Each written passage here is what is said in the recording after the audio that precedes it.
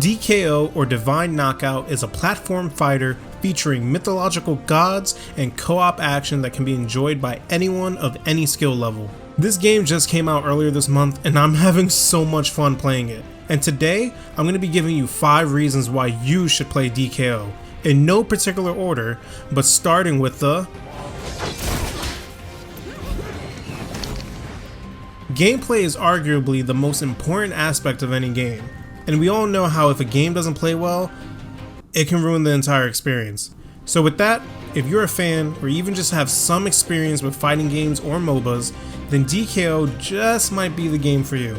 In DKO, you and your allies select your character and engage with an enemy team in either a 3v3, 2v2, or 1v1 style format. Using your god of choice, you can utilize standard combos and special abilities to deal damage, and eventually knock your opponent off the stage. And this is where those fighting game and MOBA aspects come into play. Like a game like Smash Brothers, it's all about dealing those high percentage combos to increase your opponent's knockback, and like any good MOBA, it's all about the strategy of timing dodges and using your abilities at the right time to maximize your plays. Got him. Thought he was getting us, Charlie. Get him out of here. Use your ult at the right time and you can turn the tide into your favor, leaving for some of the hypest moments imaginable. But if you use your movement and dodge abilities too soon, no way. You kinda played yourself. Times that by 6 for 3v3 and you have a game that's as fun as it is hectic. Trying to communicate plays and combo off each other in such a small setting makes it stand out from other games in the genre. And that's in part of what makes DKO.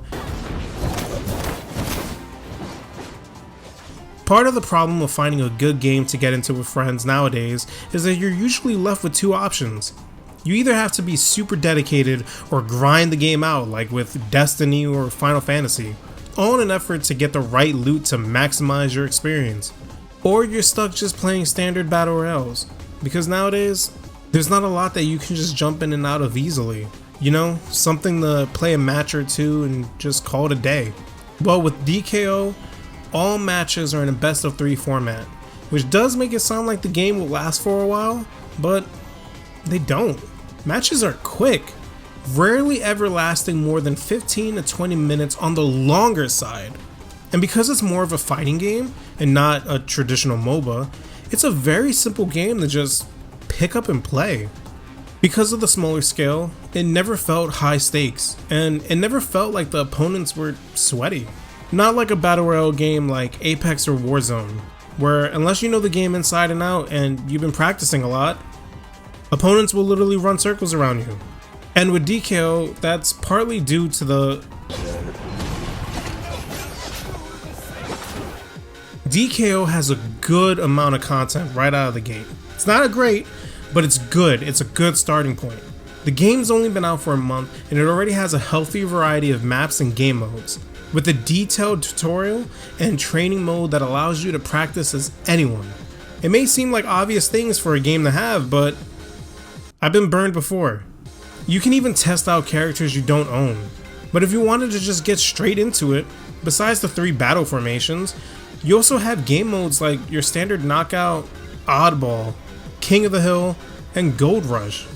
And after every round, because it's best 3 out of 5, all players can vote on what they want their next game mode to be.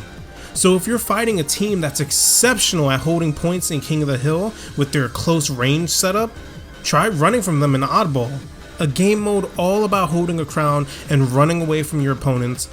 My personal favorite, undefeated. And with the different game styles, certain maps are actually locked to certain game modes, allowing new maps to pop up even after hours and hours of gameplay. Smaller, more closed-in maps that are specific for 1v1s are a perfect example of that. And even if you started getting the same maps, it was rare for matches to feel the same, not only because of the variety factor, but also because of the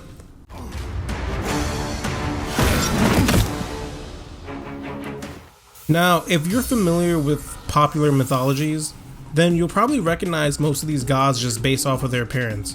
But if you don't, you got your standard heavy hitter OGs like Thor and Hercules, and some lesser known ones like Soul and Izanami. The roster is pretty small right now, only boasting a selection of 10 characters at the time of this video. But that's okay. Even though this game lacks an extensive roster, the developers at Redbeard Games have done wonders at making their characters all feel different. Thanatos, the god of death, has lifesteal and can fly around the map searching for his next victim while dealing high damage. Soul, the Roman personification of the sun, is short-tempered and quick, allowing for moves with explosive pushback and damage over time. They're all unique, and besides the variety, it helps to really make each in-game matchup feel different. Though I loved Soul and grew to understand how she plays inside and out, it was fun trying to use her to handle each team me and my friends fought. And that's not to mention the customization you have for the characters.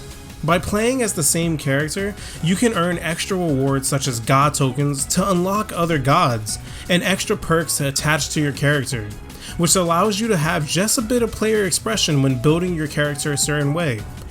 It's a fun reward for leveling up your characters, on top of your standard cosmetics and skins, which makes me really excited for arguably the best reason to get into this game right now.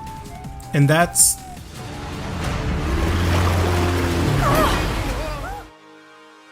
It may seem counterintuitive to get into a game for its future, but nowadays it's nice to know a game is getting support past launch.